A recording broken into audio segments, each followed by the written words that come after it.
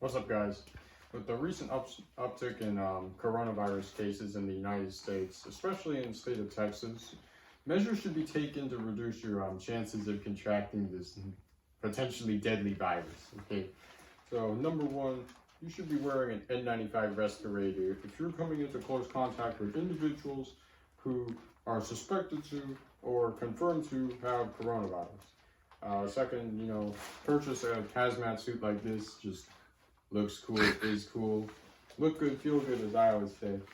And I guess the most important thing you can do is to wash your hands. So today we're going to be doing a quick hand washing tutorial. So follow me.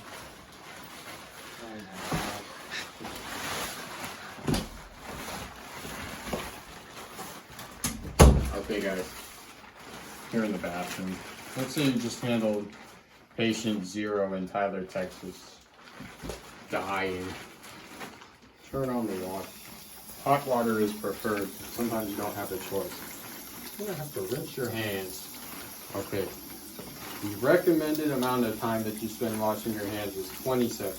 What you're gonna start with is going like this. Get it in between your fingers.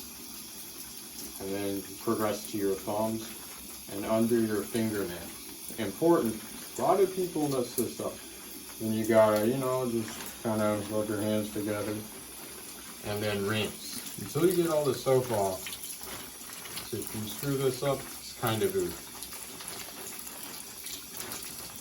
Okay. Once your hands are clean, you turn off the tap.